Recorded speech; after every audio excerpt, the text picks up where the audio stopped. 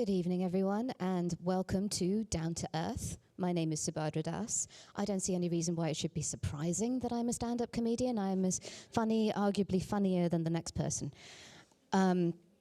However, sorry, we had not seen that film before. Generally need to issue a trigger warning if there's going to be an image of Margaret Thatcher anywhere in a thing. So for those of you who did see my face, I apologize. Right, I am a science historian. It is my honor and my privilege this evening to chair the conversation with this panel.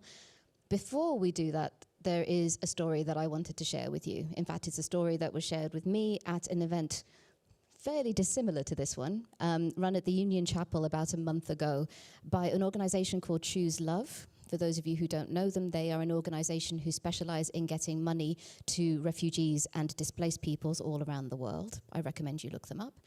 And in what was a cavalcade, a star-studded, even not quite as star-studded as we have this evening, to be fair. But among the speakers that evening was the writer Elif Shafak. And she shared a story with the room. This is the thing about being a science historian, is that you can never take a day off, right?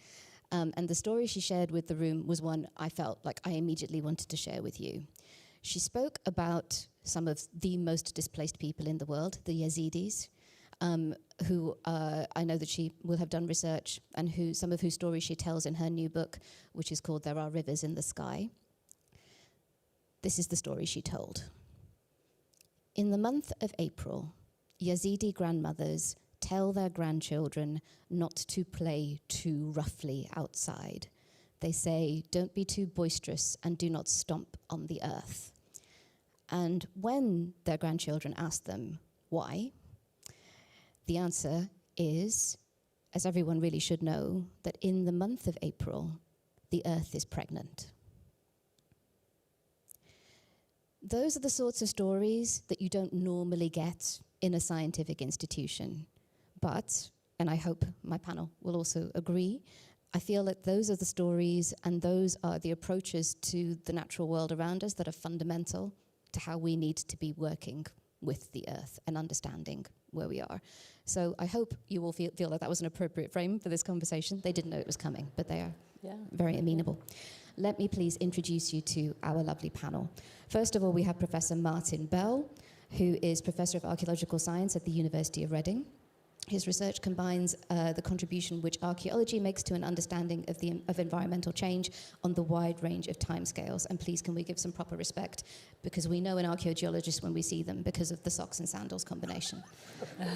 And we give proper respect to this. Okay, thank you.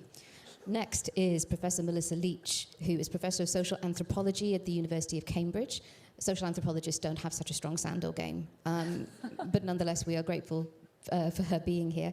She is Executive Director also of the Cambridge Conservation Initiative, and her extensive interdisciplinary research and publications span sustainability, transformations, forest and agriculture, food and health systems. There's lots of things here, actually. We're going to be talking about all of those.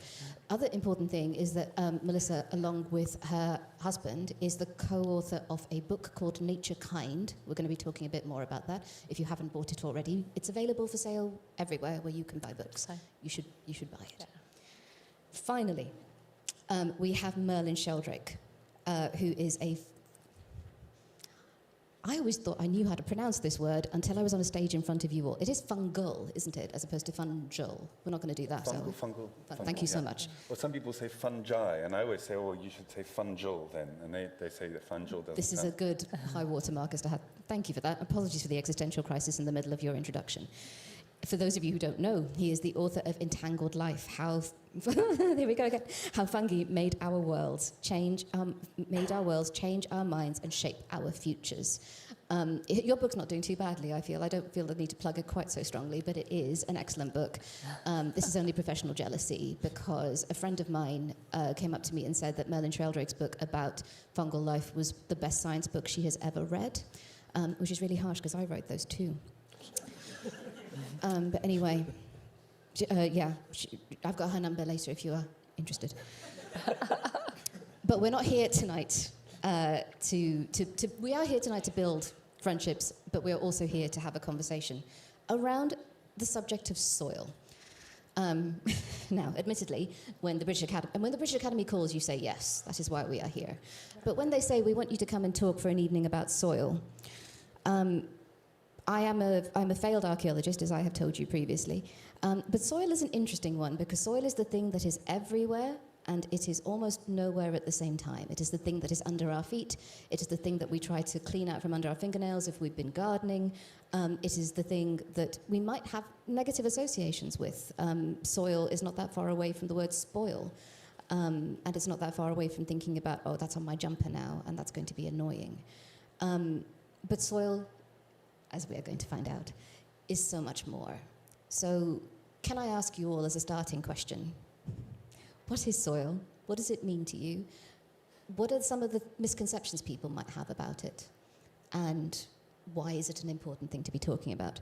So, Martin, can we come to you first? Soil is your life, you work in it. Yes, the soils that are the result of the interaction, really, between the mineral material, the lithosphere, the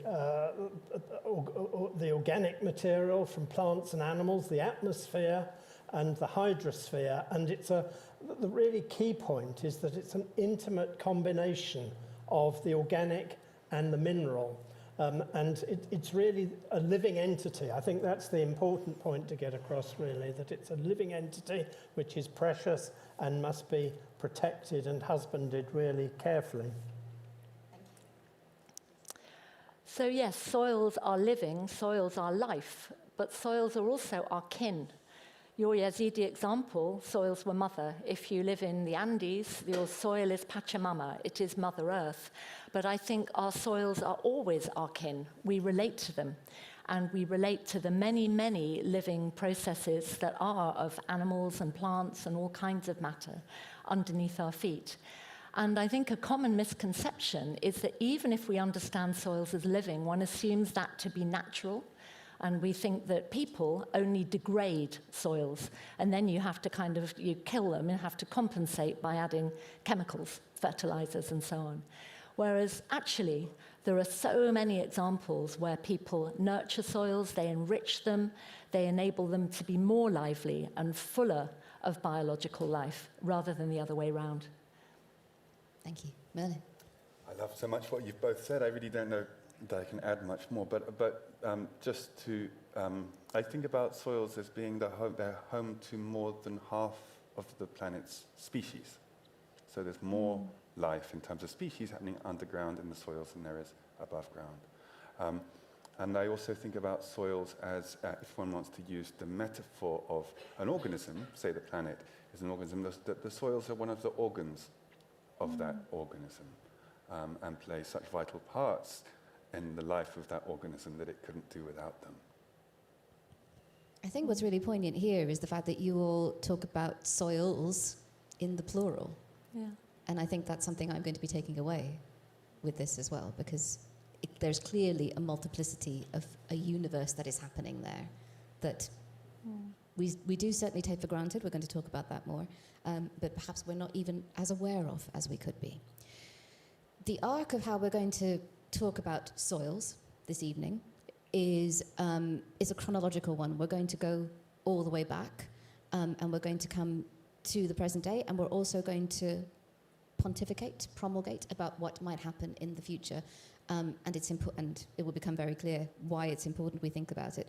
But first of all, Martin, I'm going to come to you. It's important that we understand how we got to where we are in terms of the soils that surround us, that depend on us. From what I can remember from the one archaeobotany lecture on my undergraduate course, was that 98% of the British Isles, in terms of the landscape, are the result of human intervention. So it may be that we have a notion that there are many wild and untouched natural landscapes, but in point of fact, humans have been interacting with soils and with the soil for centuries and for millennia. What can archaeological and also historical records tell us about how humans have interacted with soils over time? I think the key point there is really the evidence that we get about soil history from looking at buried soils. Let's take a soil that's buried under a Bronze Age or a Neolithic burial mound. That tells us about the past history of that soil. And nearly all the soils, not just in the British Isles, but pretty well worldwide really, are the result of long histories of human activity. They're in a way moulded by the history of activity that's affected them. So one of the things that archaeologists and geoarchaeologists like myself are doing are trying to untangle that history of the soil and find out how the soils that we have today actually came about as a result of earlier forms of land use. Take the heathland soils of the British Isles, for instance. Those areas were once quite wooded, but during the Bronze Age, intensive grazing resulted in the loss of trees over time and the development of an impoverished heathland soil, which is really the result of a sort of extractive way of life where grazing animals and cutting vegetable material and moving it to settlements has resulted in a concentration of nutrition around settlements and an impoverishment of the wider heathland landscape and its soils. Okay, so in that, so I think just so that I can get a picture of this, yeah, the land doesn't just stay flat the whole time. When archaeologists dig, what they are digging through is hundreds of years of soil that has built up. This was one thing I never did get my head around in terms of my archaeology degree. Dug plenty of holes, found plenty of things and people. But the notion that the Anglo-Saxon cemetery that I was excavating was somehow 2 meters down. How do, in terms of that process of things coming up and things changing over time, how can we understand that soil builds up and is something that changes over time? I think the key point there really is that we've got build-up of soil in hollows and valleys, but the erosion and reduction of soil on the slope. And a lot of my research has been looking at those areas of soil build-up, particularly in valleys, in order to try and read the history of that soil. And in parts of Britain, for instance, you start off with in the Neolithic period, for instance, in a soil that's very rich in earth and fertile, very attractive to the first farmers, and that through time, as erosion and agriculture proceeds, so that soil thins. You get the build-up of soil in some areas, as you describe, but in other areas, you're ending up with a soil that is far thinner than the woodland soil that you would have started off with in the earlier part of the post-glacial period. And that's happening across the whole, well, let's take the British Isles as an example. That's happening across the whole of the British Isles. It's not simply the case. I don't know why I've got a picture of the British Isles as if it's something like a sandcastle that a child has built, and it's only the things around the edge that get worn off. The wearing is happening everywhere. I think that's where the concept of soils in the plural comes, because actually you've got very different soil histories in the chalk downland where I work, where the soils have dramatically thinned, the heathlands that I described, where you get the development of podsols, or the moorland areas where peat development takes place and creates the moorlands that we have today.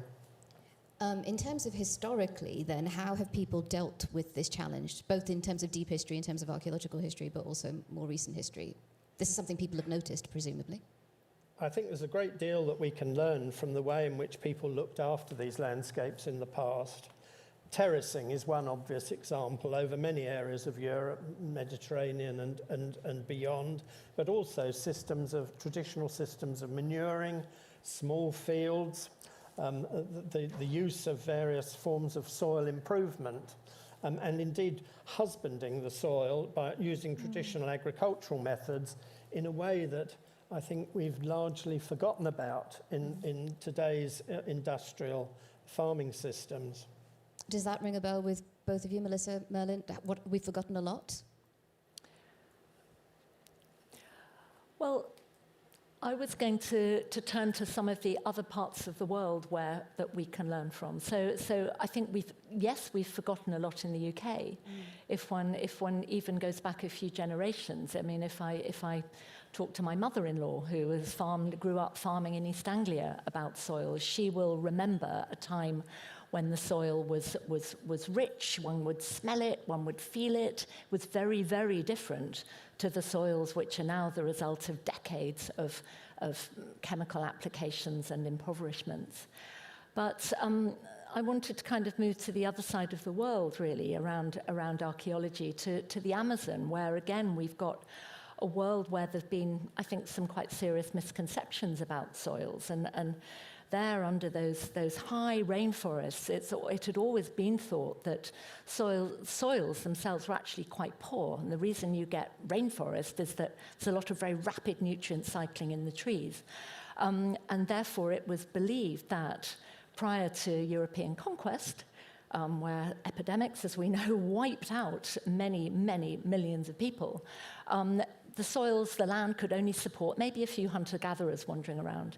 And what archaeology in the Amazon has shown is that actually populations there, so prior to 500 years ago, were enriching soils through the deposition of wastes, of fish bones, of char from cooking fires. And so that quite quickly over time, where people lived, soils would become deep and rich and dark. So in a way, the opposite of a history of humans only create decline. This was people enriching soils. And of course, once we understand soil history differently, we also understand human history differently. And we can begin to appreciate how in those regions there were vast populations in settled cities and states. And we can appreciate that the decline and the violence and the epidemics were even more serious than we know them to be. So soil history tells us about human history and vice versa. Absolutely. Mel, is there anything you want to add to that at this point? I totally agree with all of that. That humans are co-authors of soils, as are so many other organisms. And that we're often co-authors because we work together with other organisms, often explicitly, to create soils. There's a great episode in a book called Farmers of 40 Centuries by a man called King, and he wrote it in 1911, and he talks about walking into a city in China, I can't remember which, but that on the other side of the road, farmers or their families were competing for travelers to come and use their toilet, not their neighbor's toilet, because the feces was of such value. So in this case, you have the human co-authoring with the human that they're soliciting feces from, but often to non-humans as well. But this is a very active process. You can imagine the theatrical moment, like walking down this road, and everyone, I think it would be a great opera in there. Yeah, yeah. Just to think of all the wealth we are literally flushing away. This reminds me of indigenous approaches to land management in Australia, for example. So Bill Gammage, in his book, The Greatest Estate on Earth, talks about first Australians, and what they do is they do strategic burning of plants and trees in order to do, I think there is a soil enrichment aspect involved in there as well, but also a very clever method of getting your prey to come to you. So even a passive system of hunting. Why chase after animals if you can bring them to you? Exactly. And I think we can talk about terracing, and we can talk about these methods of soil enrichment and landscape management, but the planet that we live on now is hugely exploited within a system of extractive capitalism. The models in which people think about how we need to get the best out of the soil are models to do with fertilizer. And those are, again, extractive processes in themselves as well.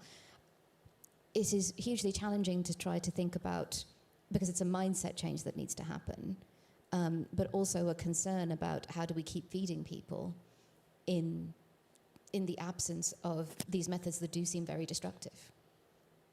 Unless I'm looking at you on this one. Like, can you just save the planet for us in a really quick... They didn't know I was going to ask this, by the way. This wasn't on the script. Well, but I think it's important. yeah.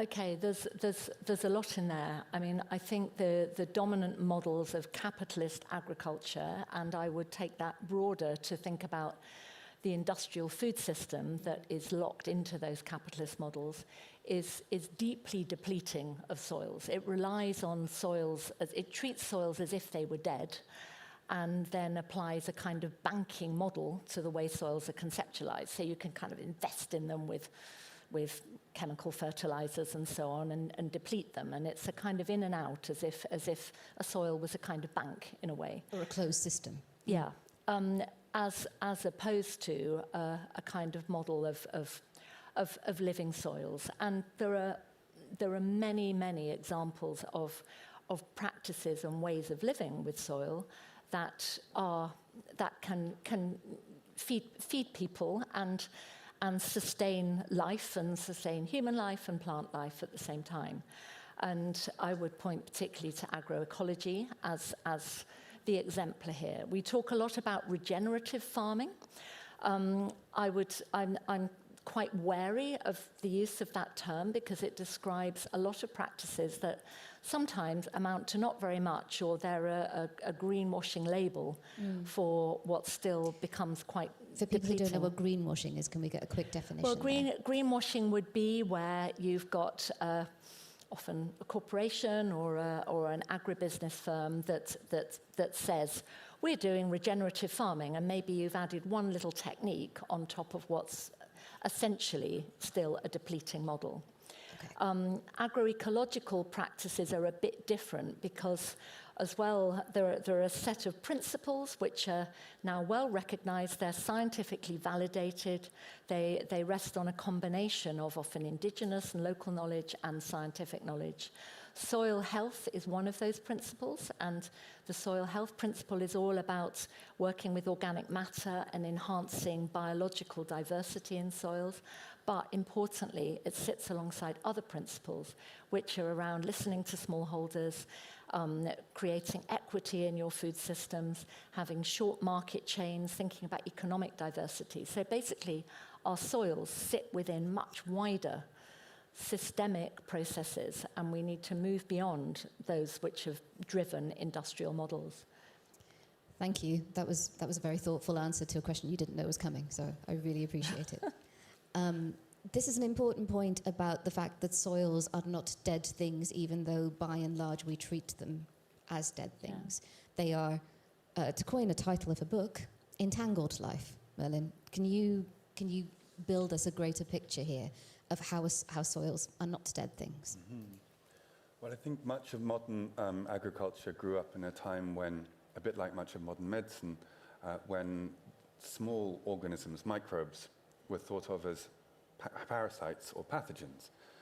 The word symbiosis was brought into biology in the late 19th century to describe a world where you could have the intimate sharing of bodily space between one organism and smaller organisms, but without calling them parasites or pathogens. And that word symbiosis did a lot for the way that we see the world, because it was possible to talk about coexistence in a way that wasn't parasitic or pathogenic. And so microbes on the human body were thought of as agents of disease. Microbes in the soil, all too often thought of as agents of disease, things to be killed or at best ignored. And so the idea of a living soil, like the idea of a living microbial us, is a more modern place to have arrived, and it's often through new techniques like DNA sequencing, or just looking with less bigoted eyes, for example, armed with the word symbiosis that doesn't force you to judge the relationship that you're trying to understand. So soils are living places. Now, this would not have come as news to 99.9% of traditional human societies. I make up that number, but I'm confident that an overwhelming majority of traditional human societies in the present and the past would not have thought of the soils as dead places, because every piece of evidence that you can see with your own unaided senses will tell you the opposite. This is where life comes from. This is where life springs from. This is where life goes to when you die. Yeah. This is a place where it seems like a remarkable thing for the modern sciences to have forgotten and then rediscovered. But I think that idea that modern sciences haven't discovered this, but are remembering something that we have long known, is the key point, that soils are alive, soils are made by living organisms, soils are home to living organisms. And I think that's very poignant because you all live and work with soils as well. As an archaeologist, Martin, can you is there a difference in the way that you've conceived of the soils that you've been digging over the course of your career? Do you view it differently from how you started out, maybe? Slightly Yes, I question. think, I mean, one problem has often been that archaeologists tend to regard soil as sediment, you know, the dirt that you dig through in order to get at stuff, and really coming to understand that it's a living entity and that it's a result of particular ways of life that have built up in an intimate way in partnership with landscapes and different forms of agriculture and so on, is something that one gradually realises and comes to see that there's been this long history of change, really, as the soils of today have evolved from the largely much deeper woodland soils that would have originally have existed. But I think one thing that I've come to appreciate more and more, really, is how the way that people use agricultural landscapes is very much related to the local community and the ways of life of particular villages and people's attitudes to nature and the environment and so on. It's all part of a really important package, and I think that link between as it were, the scientific and the social is something that is increasingly recognised, really, by archaeologists and the way they approach what may seem to be the sort of mineral material of the soil. I can see you both nodding along there, you particularly, Merlin. Does that resonate with you? Absolutely, yeah. One of the I was chairing a panel in the House of Commons recently with a lot of different experts there to talk about soil health. And one of the points that became clear through this conversation was that this subject of soil was it's obviously a very important subject, but this was a way that different parts of science and society could come together in one room and have a conversation with each other. And it was actually hard for us to think of other subjects that could have that same hub-like effect. And it was very pronounced, and was one of the ways that, one of the things I took away from that was that thinking about the health of the soil can actually help us heal ourselves in our fractured and ruptured and divided societies. That's very profound, Melissa, yeah? This again ring bells with your research and your experiences of people who work with soils around the world. No, it does. I mean, I think my own kind of apprenticeship to coming to understand soils and what they meant actually probably had started in West Africa, where I'd worked as a social anthropologist with farmers, with men and women who were completely convinced. I mean, the women would say things like, well, God made the soil, but we made it fertile. And so just by living in those settlements, so we're talking here about Guinea, Sierra Leone, Liberia, where it was just part of everyday life that you'd throw the waste of your cooking fire, you'd take your kids to poo behind your house. Gradually, over time, these rich black soils would build up very, very quickly and would be very different from the kind of background soils, which tended to be hard and lateritic and red. And I think what I came to realize was not so much that people were consciously kind of investing in and looking at and managing their soils, but just that there was almost an inevitability, almost a lack of intentionality. Where you have people and human settlement, soils would become richer, and then there were kind of modes of understanding which just really linked the notion of life going on well in the human world, ideas about fertility, linked through notions of colour. So in those areas, culturally, fertility is linked with blackness and oiliness, and people would describe the soils that became rich as oily, and they were very dark. And then there was this historical sense that the land of an old settlement, often you'd sometimes move your village to be nearer the road or for economic reasons, and those old spots were places of high fertility and high value, where your ancestors had lived, and people would live with those and protect them. So I think, that was my apprenticeship of learning to live soils in a kind of culture that was initially unfamiliar, but then one became embedded in that culture, and it was a more than human culture that involved the non-human as well. I think, yes, so that's a really important point as well, is understanding non-human forms of life, and the fact that for a long time we have considered ourselves exceptional in ways that are probably really quite unhelpful. Yeah. And that point that you make about language is a really important one as well. I have to say, so when I first encountered those ideas of dark or black soils, my hackles are raised immediately as someone who writes about the history of race science and who understands the history of how people with darker skin have been dehumanized, deemed uncivilized, their stories have been lost on this account. I react negatively against those words. But I can see from the ways that you talk about them in this context that there is a richness and there's a positivity that we can gain from here as well.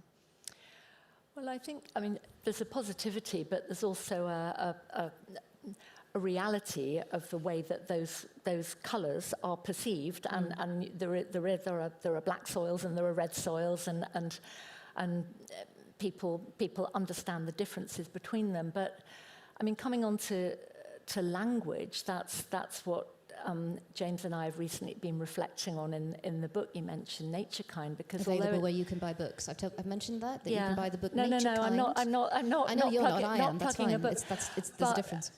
But that was making the probably slightly odd claim that actually our relations with soils are not just lively; they are also conversational. And it may be a bit odd to say we have a conversation with a soil. But that we make the case that is actually true, and that you have a lot of meaningful communication happening underground, and it is amongst the fungi and the worms and the micro and the macroorganisms and the plant matter. But we as people can't plumb the depths of what's going on. I mean, we've now got nice technologies. You can stick probes in the soil and pick up that it's lively because there's sort of bioacoustics. But basically, we don't have to know. Bioacoustics? Bioacoustics is soundscapes and using technological microphones to pick up on liveliness underneath the ground. I'm fairly open-minded, but this one is an interesting one. Okay, called me out. But that's not where I'm going. What the point I wanted to make is that we don't need to know all about the meaningful communication that the organisms underground are engaged in. As people, we can pick up on what we call in the book meta signs, the bigger kind of indicators, which kind of sort of give a clue as to what's happening. And soil colour, I think, is one of those. And for certainly those West African farmers, that difference between black and red is a kind of meta sign. Other signs that we might pick up on might be whether there are worms or not.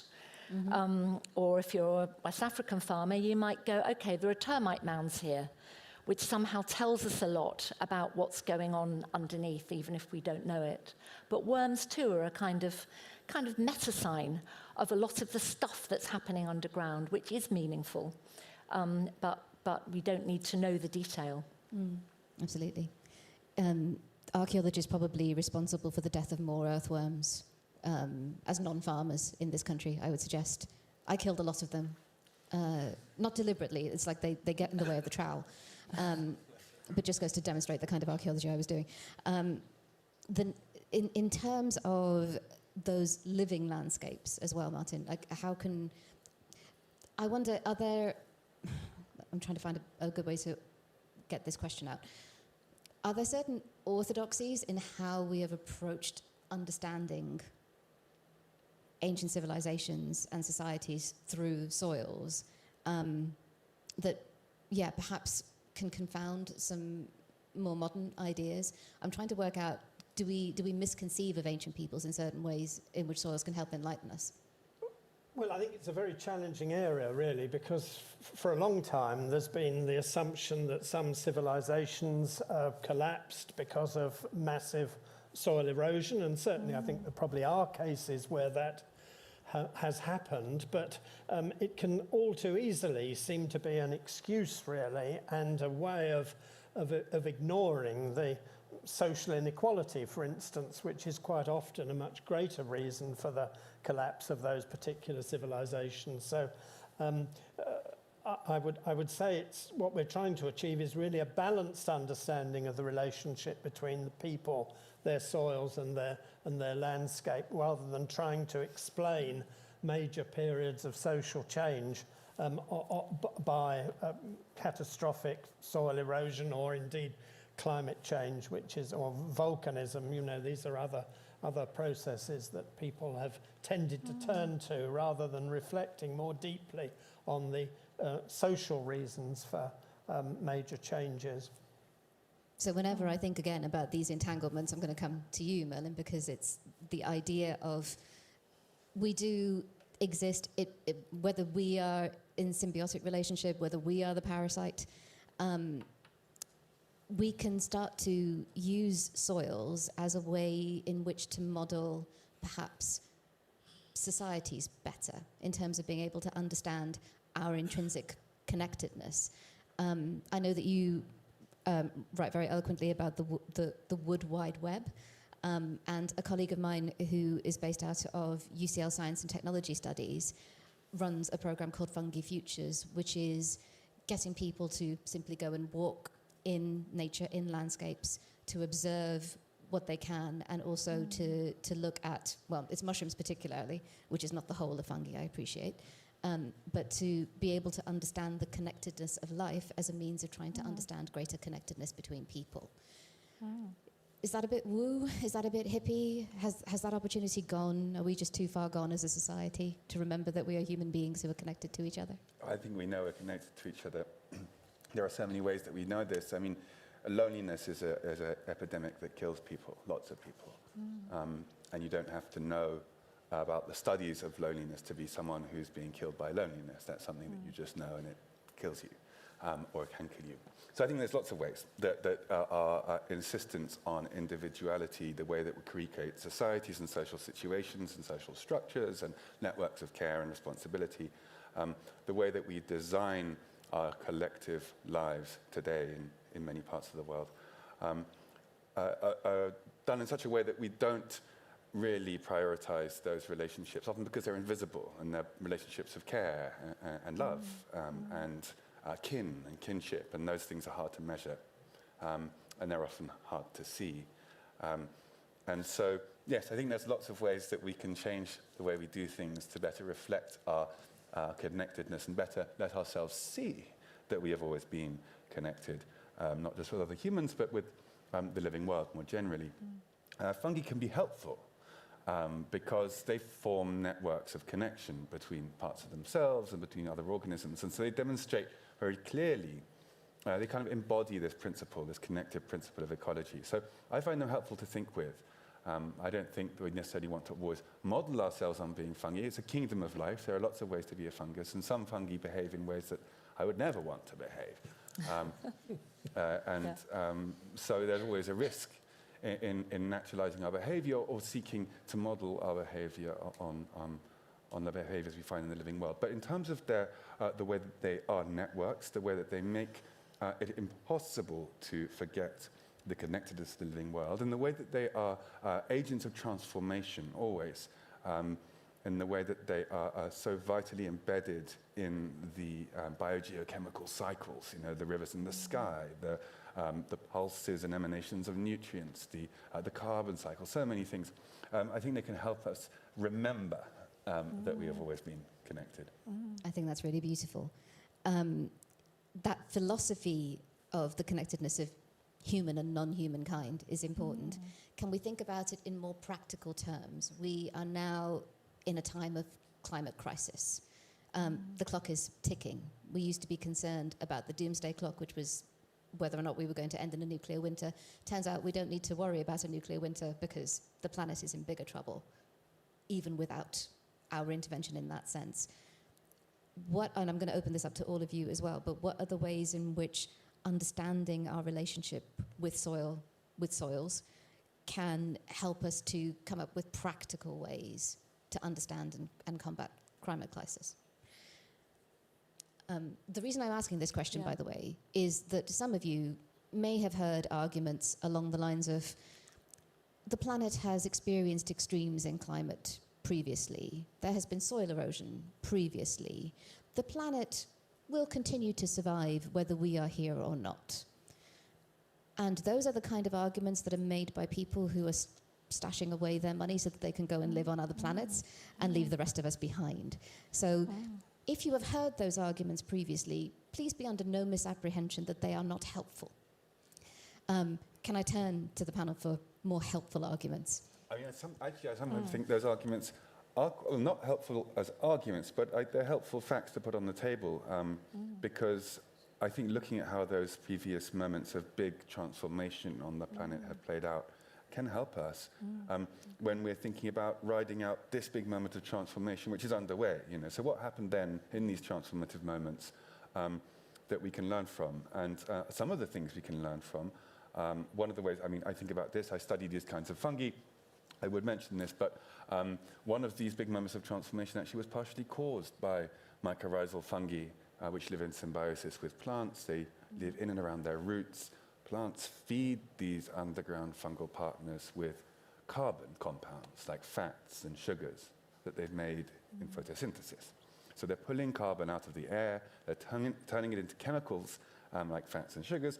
They then send those down and they power their lives with it, but they also exchange it with their fungal partners. And their fungal partners are living in the soil, and they're very good in the soil. They can navigate the labyrinth of the soil, they're metabolically ingenious, they can forage for nutrients in a way that plants can't. So they provide nutrients to the plant provides carbon compounds to the fungi. And what this means is that lots of carbon ends up in the soil, where it's stabilized by these fungi, where these fungi are able to turn it around and power the big ecosystems of the soil. But it also means that carbon is pulled out of the atmosphere. And when this relationship evolved around 450 million years ago, it became such a wild success that plants boomed, grew all across the planet, and they pulled so much carbon out of the atmosphere that it triggered a period of global freezing called the Carboniferous Rainforest Collapse. And so this was a dramatic moment that went in the other direction to the one that we're facing now. But at this time, maybe it would be helpful to remember this very, very powerful and successful version of carbon capture and storage, which has transformed the planet many times over. And a lot of the work I do with the Society for the Protection of Underground Networks is to think about exactly how to do that, and in detail how to do that. So I agree with you, those arguments are usually red flags, but I do like thinking about change. Thank you for your generosity. It's not one that I share, but I'm glad that other people are willing to do that work. Melissa, you've got something to say. I mean, that's just such a great story, and does remind us that transformation happens and really big changes do happen, but also reminds us of the processes through which carbon, which is our current problem, is deeply interrelated with what is going on in soils.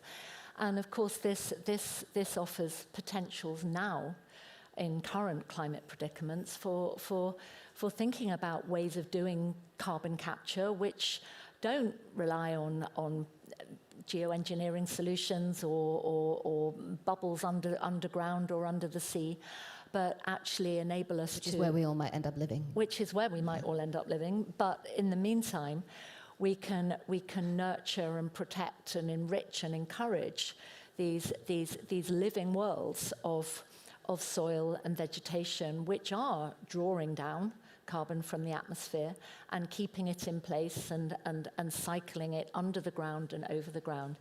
And also look to value the people and the territories of life, to use the phrase that indigenous groups would often claim, who are central to this and have been nurturing and protecting these kinds of places, which are going to be more and more critical to us into the future. I think you do talk about this in your book, available to buy wherever you buy books, that there is this idea about how there is a complexity involved in how we advocate for nature, because to a certain degree that can perpetuate this us as something separate from nature point of view. But there also have been, in plenty of parts of the world, many indigenous activists who do their best to say, we need to protect our rainforests, we need to protect our landscapes. And so this is a very fundamental part for how we can all move forward as a species. What I'm wondering now about is, in our day-to-day lives, for everyone here, like when we go it's really clean in here. I don't know whether you've noticed. If any kind of element of soils were to make their way into the building, they'll be swept away. They'll be cleaned away. I remember a friend of mine worked on excavation in Pompeii. This story is primarily just for you, Martin, but just so you know. And she was Italian. That's why she got to work in Pompeii. And for those of you who don't know, Pompeii, the ancient city that was buried under pyroclastic cloud, so the people died in the ash, which means that archaeologists have to excavate ash, which means that you end up covered in ash. And her mother, who was my friend's mother, who was this very fancy lady from Milan, came to visit and said, "This is very interesting, but next time try and find a cleaner excavation to work on." I don't know whether if you can recommend one, let me know one about that later. What I'm trying to say is, we live pristine lives in ways so that soils particularly are things that are highly orchestrated. We may encounter them if we're lucky enough to have a garden, if we are houseplant inclined, but they exist at a distance from us in our modern world. However, we can try and, what are the ways in which we can try to bridge that gap? What can all the people in this room and the people at home and in other rooms, what can they do to bridge the gap that we have made between ourselves and our soils? I think one simple answer is compost, actually. You know, that's the way to really learn how the organic and the mineral combine together and what wonderful results you can produce if you've got a really successful compost heap. For those of us that live in flats? Yeah, I would say, compost, love your worms and stop chopping them in half. Again, it's not deliberate. They get in the way of the trowel is what happens. But I think also just get curious. Go and find a couple of handfuls of soil and just examine, touch, feel, smell. I mean, in this kind of multi-sensory way. The British Academy does not eat, don't touch it, don't eat it. Experience what's there and actually remember. I mean, I think as children, until we get educated into a school and scientific mindset, we have that more connected kind of way of relating to soil. We dig about in it. Kids love to do it. Disgust is a learned emotion. Let's all be children again and play and get interested and curious. Mm-hmm. I agree. I think just handling soil, going out. So if you go for a walk in the park, then you're walking around in a soily place, and you can put your hands in the soil. Or if you don't want to do that, you can just take off some leaf litter and you can put your hands on the soil. And in doing so, you can remember all the ways that we push ourselves away from the soil. Leaf litter, I've got a whole list of I came up with this with colleagues on a field trip. All the ways, all the sayings and idioms that we have that make the soil bad. You're grounded, don't be a stick in the mud. I've got a whole list of them. It's amazing how many there are. So part of connecting with soil, I think, is remembering how we are kept away from it, both in the languages and ideas which are a currency for us, and also with the walls and the doors that we build for ourselves. Yeah. There is, again, language is very interesting in this account because there is a certain insidiousness in how that language works. Another word for soil is dirt, and things that have got dirt on them are dirty. And that can apply not only to things but to people too. So it is endemic in the ways in which we think about the world. Perhaps what's required here is a soil positivity. Yeah. Should we just, that's ours now? We've coined that. So soil positivity, soil positivity, it's a movement. It is. Yeah. Entirely. I think we are slightly, in the interests of, we're slightly ahead of time in how we've gone through questions, some of which were prepared and some of which weren't. Well done for rolling with the unprepared ones. I think I'm going to open up the Q&A a teeny bit earlier. I don't think we're going to get in trouble for doing that. I can see that some of you are eager immediately. The way that the Q&A works is if you have something that you would like to ask our panel, do ask them. Wait for the microphone to come to you before you start asking. And if you have something to tell them, by all means tell someone else. So we've got people chomping at the bit here. So if you could just wait for the microphone to come to you. And this is good, excellent modelling. Good waiting for microphone. Thank you for your question. Is this on? We can hear you. Merlin mentioned earlier the farmers of 40 centuries and the toilet and the human manure. And that always strikes me as being an amazing idea, but I wonder how the panel will react to the problems nowadays with antibiotics and drugs and other things going into the human manure that seem like a big impediment to it being a useful addition of organic matter back to the soil. Forgive me for what I'm about to say, but so shit ain't what it used to be. Not a straightforward question, certainly one I am ill-equipped to answer. Thank you for your question. Does anyone have any thoughts? Well, it's already spread on fields in large quantities. And it's done so after being taken through sewage treatment facilities, which are not composting facilities. And so I think there would be more artful and scientific ways to handle the waste, which is already ending up on our fields. And it's a huge problem, these additions, these persistent chemicals, the hormones, the antibiotics, all the various drugs, the microplastics. And if that process was more carefully curated, I'm sure we'd get a better a handle on it. But it's a wicked problem. That perhaps the clearest illustration of this problem that I can see is that often when we're buried, we're the last little while where our bodies are on Earth, if one is going to be buried, we're filled with embalming fluids, and so we become, if we weren't already, a pollutant, even more of a pollutant that won't break down in the soil. Our very selves, our material selves. Actually, that is one. This is along with soil positivity, death positivity is another thing that I'm quite big on. And to really genuinely, one thing every single person in this room can do is to make sure that you are just buried as bare. If you insist on being buried, I insist on being burnt. But if you insist on being buried, please be buried as minimally as is humanly possible. And there are places that you can go who can help with that process. The more of us that do it, the better it will be for everyone altogether. I'm coming at that from a slightly different angle. But yeah, certainly it is the case that our waste ends up in our waterways in ways that we do not sanction and are being made to pay for. So certainly, if it can be better managed, things will be better managed. Thank you. Anyone else want to talk about that before we move on to the next one? Just very, very quickly, I think the better management in the simplest terms is to treat our waste not as waste, but as the stuff of life. Yeah, exactly. Yeah. It's inherent again in the language. Yeah. Thank you. And they're very keen at the front. Excellent, as it should be. Thank you for waiting for the microphone. Thank you. My name is Kevin. My background is in AI. I run an AI research company. And I haven't told my co-founder yet, but I am returning to university to start a master's in soil science. And my question to the panel is, do you have any word of advice for someone venturing into this field? What an excellent question. Immediate thumbs up from you. Well, do it, I think, is the key message, because soil science is a subject that's rather faded in British universities.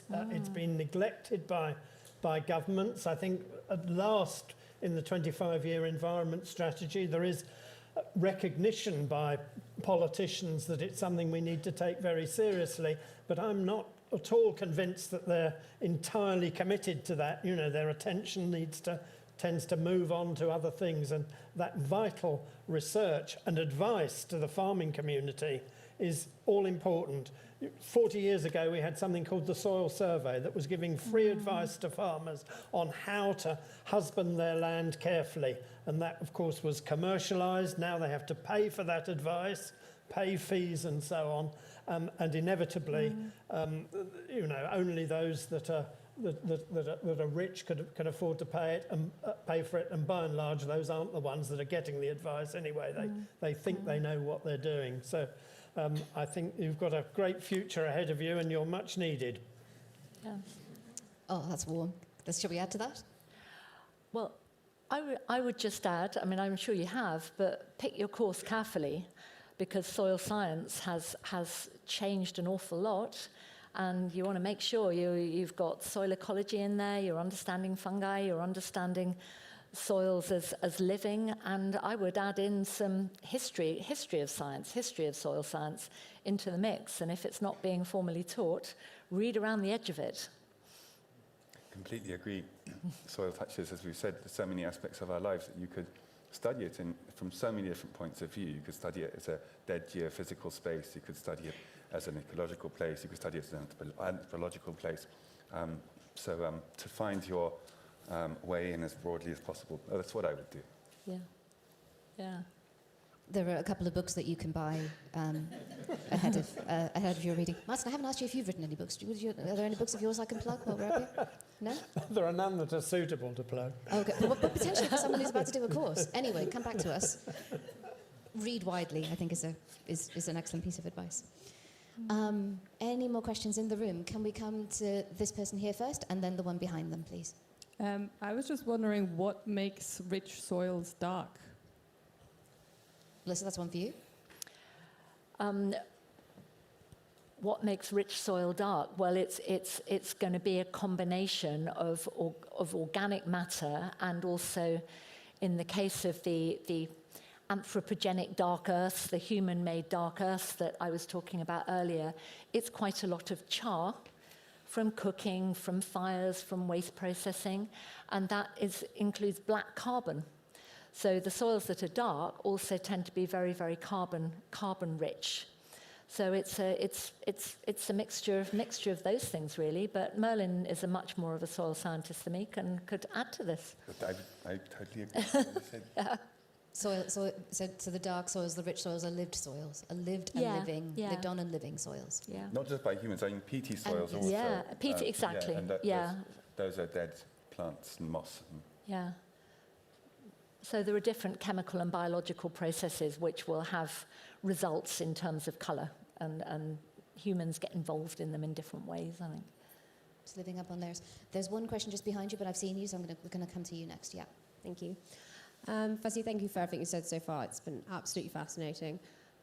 Talking about, you mentioned antiseptic lives that we're living and wanting to feel more connected to the soil, etc. I was thinking, other than wanting to be connected to nature, generally speaking, are there health or physical benefits of being closer to soil? Full disclosure, I'm not a scientist, but as in that exposure to the microbes within soil and being around it in that way, as in yet another incentive for people to be closer to soil specifically. I'll preface that with no one on the panel is a medical doctor, but nonetheless, I think we can still speak to this. I was just actually speaking to someone, a Finnish scientist, who is really transforming the way that schools are being built and designed in Finland. And his main argument to persuade the government about that are the many studies that have been done there to do with physical and mental health and soil chemicals. So this is what, this was in his hands, this was a strong enough case to redesign lived and played in environments. So there is a literature. Cool. And does anyone else want to speak to that one? Really? I mean, just from your own personal experience as well, is there something, what can we say about an archaeologist's life, for example? I think there are two answers in a way to that question. One is a soil scientist that I worked with for years who always said to me, if you knew what was in this soil, you would never let it anywhere near your mouth.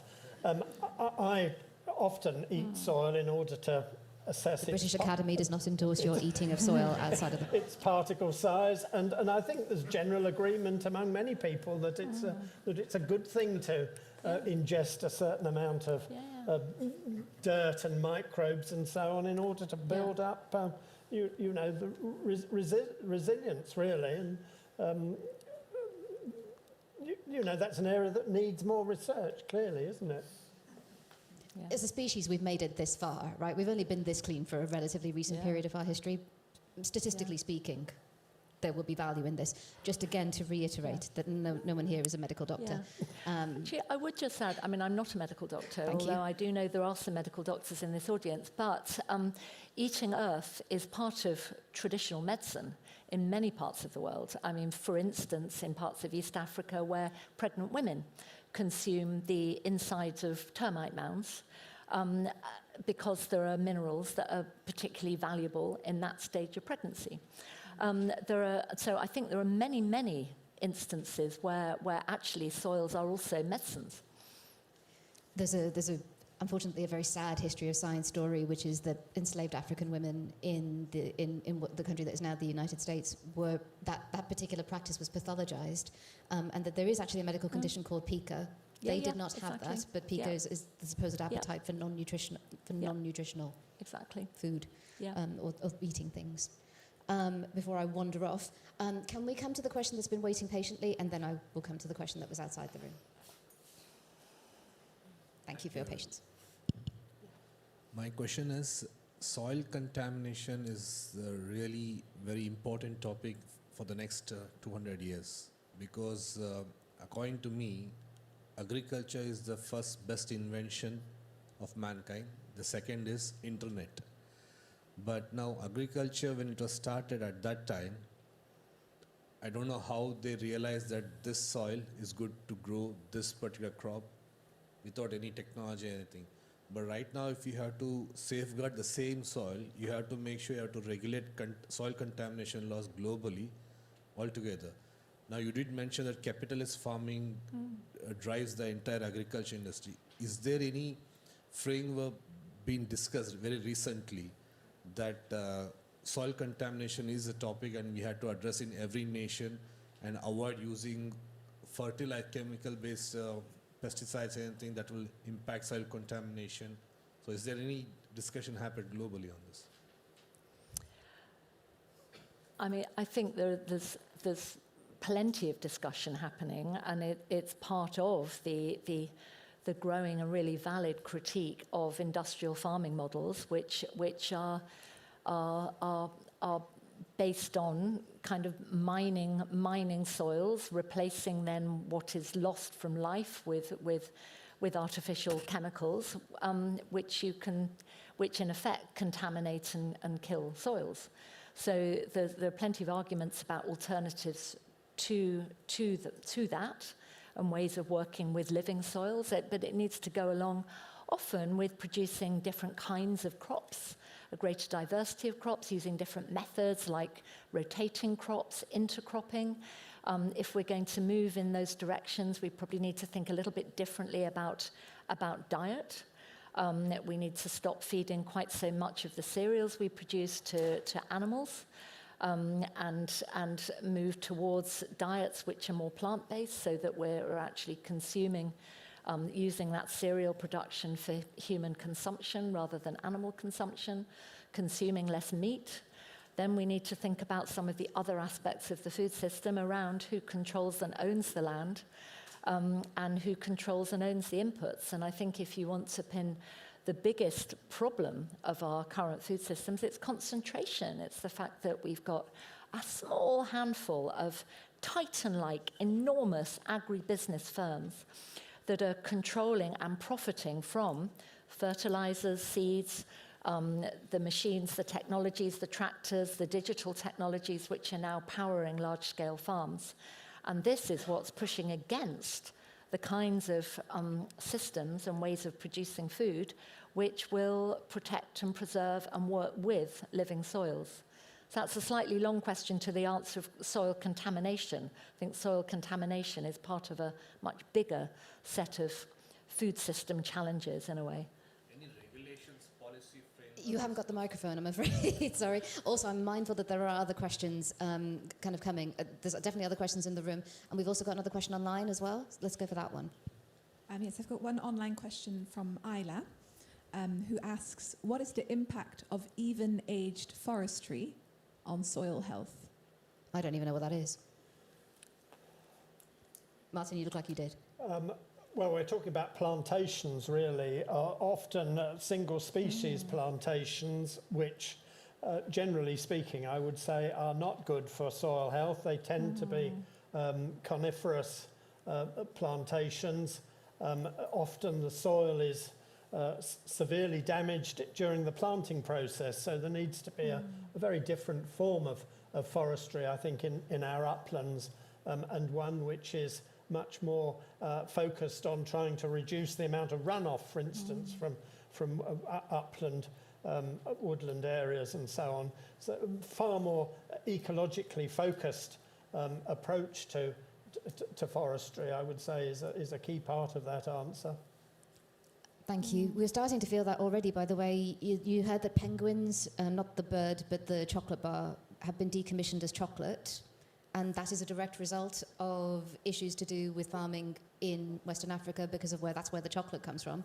They're not able to produce the chocolate to that degree that they had been previously because, there is overproduction and there is overstripping of these resources. I saw that there were questions on that side of the room at the back. I saw 2 hands up. I can't see all of them, so stick your hands well up. So right at the back, next to you, Kathleen, yep. And then we're going to work our way forwards. Thank you. Hi, yeah. I just want to ask you about, for example, something like aquaponics and hydroponics. We can't actually even hear you with the microphone cannot there, hear me. sorry. Sorry, can you hear me now? That's a bit better. All right. Thank you. I was just wanting to ask you about hydroponics, aquaponics, and the like. There's a lot of people who are talking about this as the savior of our food systems, like that's going to save the people in the cities, etc., in the future. But I'm a landscape architect, and I work also with roof gardens, landscapes on the roofs. And I was asked, where does the worms come from? What do they connect with, etc.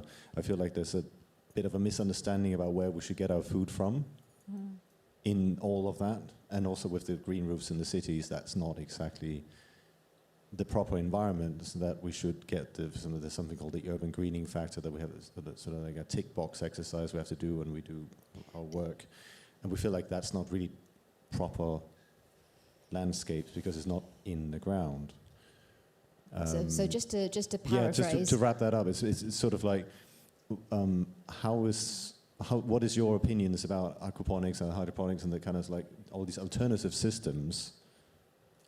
So the question is hydroponics going to save us? And also, how will we get the earth? Do we need to build like little lifts for the earthworms to get up to the roof gardens? Save us, science. I don't know. No, you go. I think one of the problems with hydroponics, clearly hydroponics works to grow tomatoes, it works to grow other highly valuable illegal cash crops in inside environments, in like abundantly. It's no question you can grow plants that way. But you're not necessarily giving, you're in control of what the plant gets. And one of the problems with, if you look at the history of cultivation and the history of the soil and plant sciences, is that we don't really always know what the plant needs. When we think we do, we end up with something like modern agriculture, where we think about the soil as a substrate for N, P, and K that we apply synthetically from outside. There's more than that, it turns out. And we keep discovering that there's more than that. So in a world where we totally reverted to, or totally transformed our lives to a hydroponic system, I think there'd be a lot that we are missing out because there's a lot we don't understand. And there's a lot of self-feeding and self-integrating that goes on with the plants that we depend on. And that we need to create the conditions for them to do what they do best, which might often involve communicating with other organisms. So unknown unknowns would be my summary answer. Yeah. I'm just going to assume that I was correct about the lifts for worms. Yeah. I think there were questions further forward. So this one here, and then depending on time, you might be our last one. Thank you. Hello. How do you view genetic systems engineering as part of the toolbox for healing soils, or do you see this as potentially a false narrative? I think you were quite careful not to use the word genetic modification there. But yes, this is another aspect of technology that is available to us. Yeah. Is there hope? I can start on that. I think there are two particular issues there. One is that, a little bit like hydroponics, this is again about trying to put humans in control of systems and processes that are actually much more complex, much more uncertain, and where there are always going to be consequences that are unintended, and we don't quite know what the results will be. Whereas if we're working with living soils, we're in a much more uncertain world where we're adapting constantly. I think the other question, which is often in my mind about technology, is which humans, if these are human-controlled technologies, are actually in control. And there are many examples of innovations which are actually requiring large-scale capital inputs. They are of a kind of high-tech kind, and they tend to lead one down a path where you've got corporate control or certain elites controlling a process, which then rather works against the arguments that would merge, say, from agroecology, which are about respecting smallholders, respecting food sovereignty, respecting those who are living with and are close to the land. So you again get a kind of distancing through technology and control. So that's not a precise answer about genetic engineering, but it's some of the routes around which I think those kinds of technologies can lead us. And always worth reiterating the message that the science and the technology don't exist in isolation. Yeah. Thank you. Okay, I think we've got time for one quick question right at the end. Thank you. Are you still keen? Yeah, sure. Thank you. Yeah, so I wanted to ask something a bit more to do with communication. Obviously, soils are something that we don't see, so I think there's less of a space for them in conservation. But I was wondering how we could kind of advocate for soils and, really put them forward without encoding ideas of like human goodness and badness, or how much they serve humans, and just in terms of like what the future of communication with soils could look like there. I did not plant this question, but this is an excellent question to finish on. Thank you so much. How do we spread the soil positive word amongst the people? Yeah. You are the messiahs. Okay. Tell your disciples what they should go out and do. Storytelling is very important because we're trying to explore and imagine a space that we have no way to experience with our own unaided senses. And so that's one of the reasons why artists, the arts, are very, very important in this arena. And one of the reasons why talking about soil is so particularly fascinating. And it's also one of the reasons why taking an interest, building bridges with, forming alliance with communities with traditional knowledge systems and knowledge holders about how soil is understood. I've been doing this with an Ecuadorian people called the Sariaku people, and went there to study the fungi there, to help them develop a fungal wing to an already very powerful multi-decade campaign against drilling and mining their territory. And we learned a lot from each other by talking about how we imagined the soil. And so my summary answer would be story in the broadest possible sense as the best way to engage our imaginations and our feelings. Yeah. Okay. We've got a bit more time for real quick. Yeah. I would say we need to switch the narrative towards understanding and talking about soils as more than human cultures and as our kin.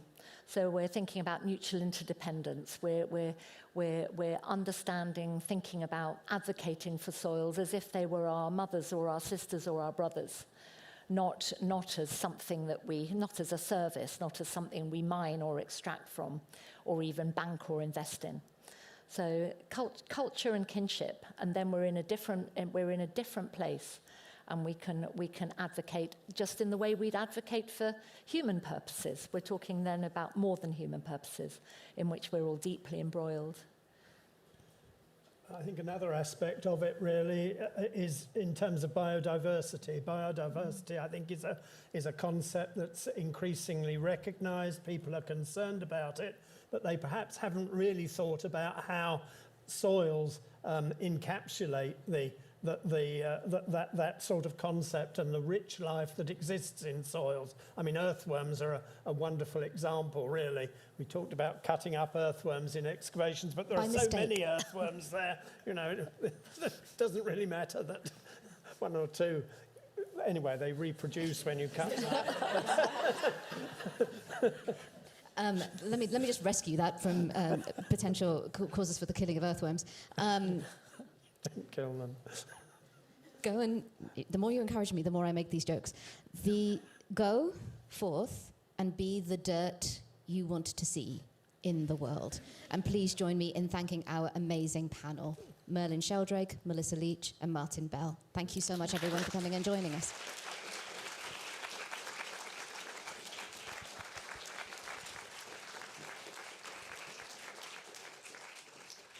Thank you so much, all. What an amazing conclusion to our Living with the Planet season. That brings our season to a close, but we have more events coming up next year, so do sign up to our newsletter to find out more. Our next season will start in February, and we hope to see some of you back then. The bar is going to stay open for another half an hour or so do stick around for a drink. And yeah, hope to see you again soon. Thank you so much.